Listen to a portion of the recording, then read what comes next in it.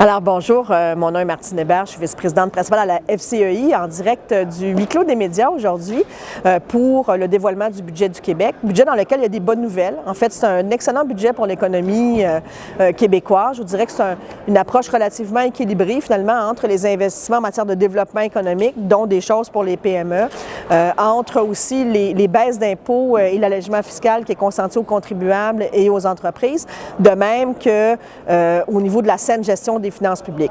Alors d'abord, au niveau de la main-d'œuvre, je sais que c'est un enjeu très important pour plusieurs entreprises au moment où on se parle. Beaucoup d'investissements pour mieux arrimer l'immigration, si vous voulez, aux besoins du marché du travail.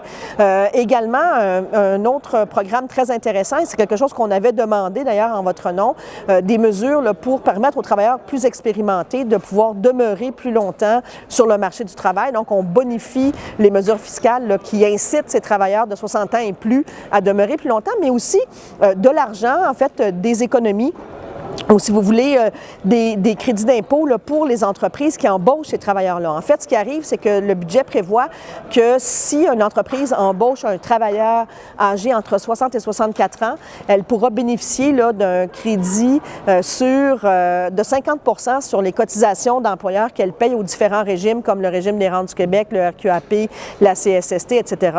Crédit qui peut aller jusqu'à 1 250 $ par année par employé, ou encore si le travailleur a plus de 65 ans, ce crédit-là pourra se chiffrer jusqu'à 1 875 $ par travailleur par année. Donc, des économies substantielles pour les employeurs là, qui vont embaucher des travailleurs expérimentés au sein de leur entreprise.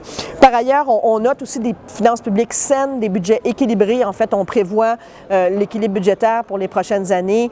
Les dépenses qu'on engrange supplémentaires ne sont pas toutes des dépenses permanentes, ce qui est une bonne chose parce qu'il faut toujours se garder d'engranger des dépenses permanentes sur la base de revenus qui sont là parce que la croissance économique est favorable et donc qui sont temporaires. Donc, le gouvernement maintient quand même un bel équilibre dans le budget aujourd'hui.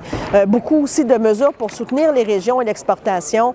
Donc, dans plusieurs secteurs d'activité, on va voir là, des investissements importants, de l'aide à l'industrie bioalimentaire, la valorisation des achats locaux aussi, des appuis au développement de l'approvisionnement en gaz naturel dans les régions, le rayonnement aussi des produits locaux et l'agrotourisme. Donc, toutes des investissements là, qui vont permettre à nos entreprises, à nos PME de toutes les régions du Québec de pouvoir bénéficier, si vous voulez, des investissements là, qui sont faits aujourd'hui. Alors voilà, ça complète un petit peu le portrait et on se retrouve l'an prochain pour un autre budget. Merci.